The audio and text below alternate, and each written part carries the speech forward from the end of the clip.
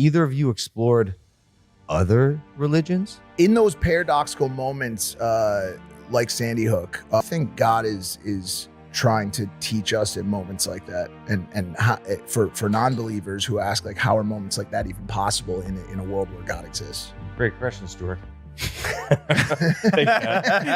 What's up, guys? Welcome back to the channel. Today we'll be watching and exploring the ideas presented from Logan Pauls Podcast, as he recently had two of my favorite Christians on the channel, Cliffe and Stuart Knechtle.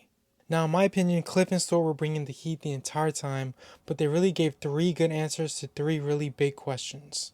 And the responses came from a genuine place that I felt like I had to respond and give my thoughts on the matters as well.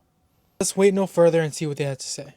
Have either of you explored other religions and actually given credence to what other deities or scriptures are saying?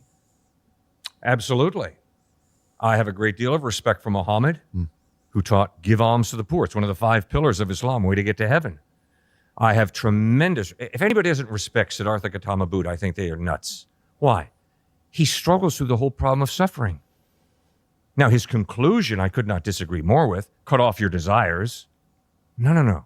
Don't cut off your desires.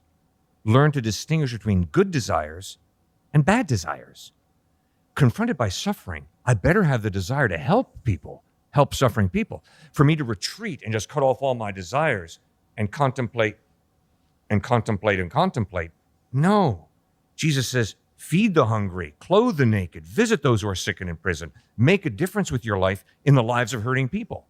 I have tremendous respect for a lot of Hinduism. Gandhi is definitely a hero of mine. And Dr. Martin Luther King and Gandhi followed this pacifism that was, most commendable.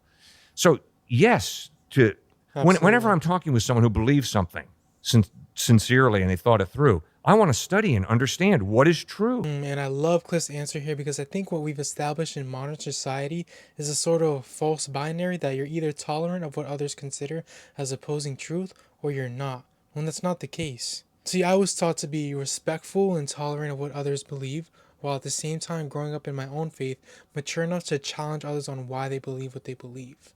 I've encountered some people that think that Muhammad is the final true prophet, and I say that's awesome, but I also ask them why. And vice versa, people ask me why I believe in the deity of Christ, and I believe there's good historical evidence for it, so I try to present them with that, in order to provide a foundation for what I believe. Those paradoxical moments, like Sandy Hook, or the slave ownership that you talked about, what do you think God is trying to teach us in moments like that, and how, for non-believers who ask, like, how are moments like that even possible in a world where God exists? Great question, Stuart. You got to start with, I have no idea. Any pastor, preacher, spiritual leader who says, oh, here's the answer, hey, you just got to run from them as fast as possible.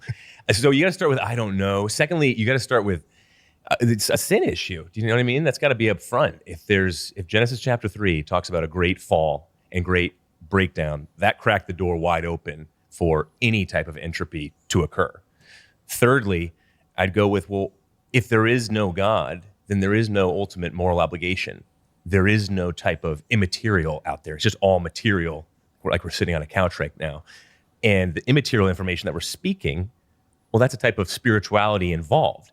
So what is the alternative is my question. Why is it so wrong if there is no God? Because everybody brings up this word evil with Sandy Hook. Well, that's a religious term. If you don't believe in God, what is evil? That term doesn't even make any sense.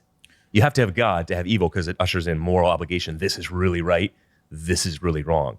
Next, I would say that we have a suffering servant. I think you're a Christian, right? Yes, sir. I mean, we worship the only God who claims to suffer with us, and historically suffered himself in the worst way imaginable, physically and spiritually, on that cross. And then lastly, what are you going to turn to?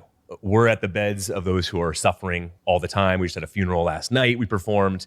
And if you're an atheist and you go in there, it's just like, tough luck, life ends, just accept it, naturalize it. It's totally normal. That's scary.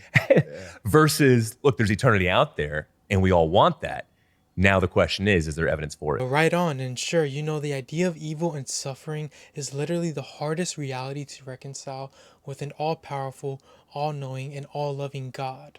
But for this specific point, I thought it might be effective to share a quote I love by C.S. Lewis that I think really homers down the point of potentially why God allows so much evil and suffering in the world.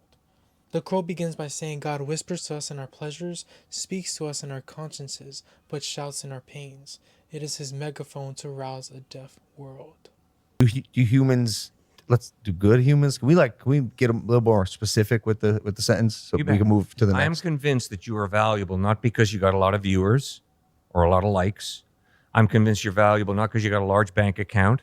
I'm convinced you're valuable because you're a precious human being created in the image of God, who God loves. That's why you're valuable. And I'm convinced that when you were living on the streets and homeless and a cocaine addict, you were valuable because you were a human being created in the image of God. But if you take God out of the picture, you're up a creek without a paddle when it comes to explaining why is anybody innately valuable? And the sick thing is you and I live in a society that says, oh, no. It's your likes, it's your views, it's the size of your stock portfolio, it's the style of car you drive, the house you live in. That's what makes you valuable or insignificant. It's your ethnic heritage that makes you valuable or less valuable. That is all a crock. It's all a lie according to the scriptures, according to Christ. You're valuable, you're precious because you're a human being created in the image of God. And God's created you for a purpose. I mean, just go to a cemetery. Look at the gravestone. Birth date, death date. What's in between those two dates? A dash. Is that really what life is about? A dash from the hospital you're born in to the hospital you die in? If that's true, we are not valuable.